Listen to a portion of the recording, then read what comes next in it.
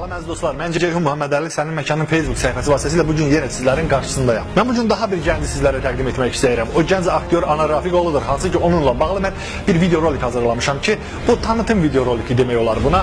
Məhz o video rolikə keçməmişdən qabaq sizə bir şeyi qeyd etmək istərdim ki, Gürcistan Azərbaycanlılar arasında gənclər aktyorluq və ümumiyyətlə teatr sahəsində çox belə deyək, maraq göstərmirlər. Məhz bundan dolayı mən bu qərara gəldim ki, qısa bir motivasiyalı video hazırlayım və sizlərə təqdim edim. Və buyurun izləyin. Necə yəni qanalıma saydın dəxil pis olacaq? Ha, başına dönür. Öz anamızdır. Bunun qardaşı təhlükəli xəstəliyə yoldur. Əgər mən qan almasaydım, vallahi da, billahi da 6 ay içində öləcəkdir. Mən buranın palajenisiyim. Hər şeyi bilməliyim. Demək oğlu deyirsən. Bəs səni nə üstə tutur? Mən sizə necə deyim? Restoranda dava düşdüm. Adam öldürdülər. Yoldaşımla mən də oradaydım. Bir sözlə... Bilirəm. Aktyorluq yaradıcılığının əsasında rola daxil olmaq, onu yaşamaq qabiliyyəti durur. Ümumiyyətlə, aktyorlar müxtəlif obrazları canlandırmağı sevən insanlardır. Hansı ki, biz aktyorlar üçün sadəcə özümüzü yaşamaqdan ibarət deyil həyat. Eyni zamanda biz istəyirik başqa həyatları da canlandıraq. Bəzən pis insan, bəzən yaxşı insan, bəzən avara, bəzən dahi. Yəni bu da aktyorluq. Normal həyatda, real həyatda belə bir şey mümkün deyil. Yəni insan ancaq olduğu kimi var. Yəni müxtəlif obrazlara bürünə bilmir. Ona görə mənim üçün aktyorluğun yeri başqadır. Bəlkə də həyatda ola bilməyəcəyim obrazları, ola bilməyəcəyim xarakterləri də canlandırmaq, onu tamaşaçı qarşısına qoymaq və onunla tamaşaçı qarşısına çıxmaq mənim üçün xüsusi bir zövqdür, belə deyim. Budur mənim üçün aktyorluq. Düşünürəm ki, mənim fikrimcə, mənim ən yaxşı bacardığım iş budur. Və ümumiyyətlə mən dostlarıma, tanışlarıma, öz çevrəmə hər zaman səslənmişəm, müraciət etmişəm ki, insan mənim fikrimcə ən yaxşı bacardığı işi görməlidir. Və mən düşünürdüm ki, mənim ən yaxşı bacardığım iş budur.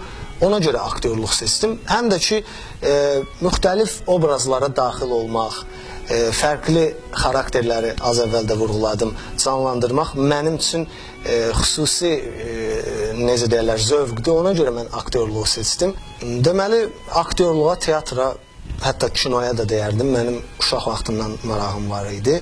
Hətta uşaq vaxtı mən bir çox məktəb şənliklərində, konsertlərdə iştirak edirdim. Müxtəlif səhnəciklər hazırlayırdım. Elə o illərdən etibarən mənə müəllimlərim tövsiyə edirdilər ki, sənin yerin sənətdir, sən incəsənət adamısan. Peşəkar teatr səhnəsinə mən ilk dəfə 2011-ci ildə bizim rejissorumuz Namiq Hacıyevin hazırladığı Nodar Dumbadze'nin çox məşhur əsərlərindən biri olan Ağ Bayraqlar tamaşasında ilk dəfə rol almışam. Əsas rollardan biri idi. Zaza Nakashidze obrazını canlandırırdım. Bu 2011-ci ilə təsadüf edirdi. Dediyim kimi ilk dəfə artıq peşəkar teatrda, peşəkar aktyor olaraq özümü bu tamaşa ilə sınadım. Və sonra sağ olsun kollektiv də məni qəbul etdi. Tamaşaçılarla da get-gedə münasibətim, çünki aktyorla tamaşaçının hər zaman məncə sıcaq münasibəti olasıdır. Bir aktyor əgər tamaşaçı sevgisini qazana bilmirsə, nə qədər istedadlı da olsa, nə qədər bacarıqlı da olsa, bir müddət sonra o sönməyə məhkumdur. Ağ Bayraqlar tamaşasından sonra yenə Tbilisi Dövlət Azərbaycan Dram Teatrında bir sıra müxtəlif tamaşalarda çıxış etdim. Hansı ki bunlara daxildir Mirzə Fətəli Axundovun Sərgüzəşti Vəzirxan Lənkəran tamaşası. Bu tamaşa ilə biz Türkiyədə festivalda olduq və festivalı çox uğurla tamamladıq deyə bilərəm.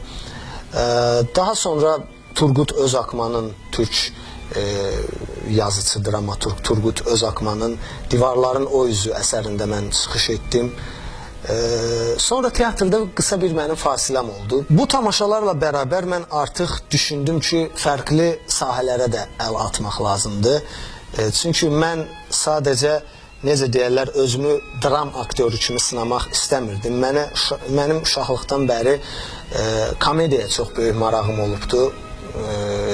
Ona görə bu janrda da özümü sınamaq istədim, komediyada. Və ilk dəfə Gürcüstana 2012-ci ildə məhz elə bu səhnədə stand-up komediya janrını gətirdik. 2012-ci ildə biz bu janrı ərsəyə gətirdikdə, yəni bu stand-up fəaliyyətinə başladıqda, o zamanlar çox yad idi bizim məmləkətə bu janr. Elə indinin özündə də hələ tam düzdür, artıq dəfələrlə bizim stand-up çıxışlarımız olubdu. Bütün izləyicilərimizin çox yaxşı bildiyi Zarafat kolleksiyası tamaşası bizim demək olar ki, ildə bir neçə dəfə baş tutur və insanlar artıq həyəcanla, maraqla həmin tamaşaları gözləyirlər. Çünki Zarafat kolleksiyası artıq mədəni ənənə halını alıbdı. Yəni insanlar artıq gəlib orada həm gülmək, həm əylənmək, eyni zamanda nəinki gülüb əylənmək, düşündürücü zarafatlar da izləmək istəyirlər. Yəni mənim fəaliyyətimi iki hissəyə bölmək olar. Biri dram aktyorluğu, digəri isə komediya. Eyni zamanda son zamanlarda özümü rejissor kimi sınamağa da başlamışam. Bunun da ən son örnəyi bu yaxınlarda Tbilisi Dövlət Universitetinin İvan Ecevakşvili adına universitetin hazırlıq korpusunda baş tutdu. Gürcü dilində bizim hansı ki senarisi və rejissorluğu mənə aid olan Məni Bağışla tamaşası Gürcü dilində baş tutdu və 200-dən çox tamaşaçı həmin tamaşanı izlədi. Ora çox nüfuzlu şəxslər də gəlmişdi, hansı ki Gürcüstan parlamentinin millət vəkilləri oradaydı. Üstəlik Gürcü millət vəkilləri gəlmişdi. Və onlar mən gördüm ki, tamaşayı nə böyük maraqla, nə böyük həvəslə izlərlər. Yəni bu mənim həyatımda artıq yeni bir mərhələ idi. Çünki mən hər zaman insanlar məni daha çox səhnədə izləməyi, səhnədə görməyi alışıblar. Ancaq rejissorluq da mənim həyatıma yeni bir mərhələ, yeni bir həyəcan qatdı. Gələcəkdə buradakı təhsilimi tamamladıqdan sonra hökmən xüsusilə Türkiyədə düşünürəm bir neçə illik rejissorluq təhsili almağı və qayıtdıqdan sonra isə bəlkə də artıq daha çox rejissor olaraq özümü sınamağı düşünürəm. Aktyorla tamaşaçının hər zaman sıcaq münasibəti olmalıdır. Çünki tamaşaçı sadəcə belə gəlib mənə bilet alıb izləyən şəxs olaraq görməməlisən. Tamaşaçı eyni zamanda aktyorun dostudur. Yəni ən azından mən eləyəm. Çünki xüsusilə bu bizim Zarafat kolleksiyası stand-up komediyalarda mən artıq saysız hesabsız insanlarla dostlaşmışam. Hansı ki o insanlarla hardasa qarşılaşanda zarafatlaşırıq. O insanlarla bəzilərindən artıq ailəvi dostluq münasibətləri qurmuşam. Yəni bu gözəl bir şeydir. Ancaq nə qədər tamaşaçıyı tanısan da, kütləyə hakim də olsan, hər zaman o kulisdən səhnəyə çıxma anı aktyor üçün çox böyük həyəcan doğuran andır. Yəni bəzən soruşurlar da, yəni kulisdə soruşurlar ki, Anar, həyəcan varmı? Mən onlara hər zaman belə bir cavab verirəm ki, bir aktyorun əgər həyəcanı bitibdirsə, həyəcanım yoxdur deyirsə, demək ki, o aktyor artıq işindən zövq almır. Çünki aktyorluq elə bir işdir ki, 1000 dəfə də səhnəyə çıxsan, 1000-cidə də eyni həyəcanı hiss etməlisən. Əgər o həyəcan səndə artıq itibsə, yaxşı olar ki, artıq başqa sahələrlə məşğul olasan. Teatr mədəniyyətdir və mən düşünürəm ki, hər bir millət öz mədəniyyətini yaşatmalıdır. Hətta inkişaf etdirməlidir. Çünki ən gözəl əlaqələr, ən gözəl münasibətlər mənə görə mədəni münasibətlərdən yaranır. Ona görə mədəniyyətin insanlar arasında, millətlər arasında çox mühüm rolu var. Hədəflər, ümumiyyətlə, insanı ayaqda tutan, insanı yaşadan məncə onun hədəfləridir. Çünki bir insanın hədəfi yoxdursa, o yəni məqsədsiz yaşayırsa, o insan demək ki, həyatdan zövq almır. Həyatdan nəsə bir gözləntisi yoxdur. Mənim isə bir aktyor olaraq həyatdan çox böyük gözləntilərim var, çox böyük hədəflərim var. Onların çox az bir qismini mən reallaşdıra bilmişəm. Hələ böyük bir hissəsi, yəni icebergin bir də görünməyən tərəfi var. O məndə qalır, yəni buna daxildir. Hökmən gələcəkdə özümü çox ciddi layihələrdə rejissor kimi sınamaq istəyirəm. Bunun üçün lazım olarsa hətta xaricdə rejissorluq üzrə müəyyən təhsil almağı düşünürəm.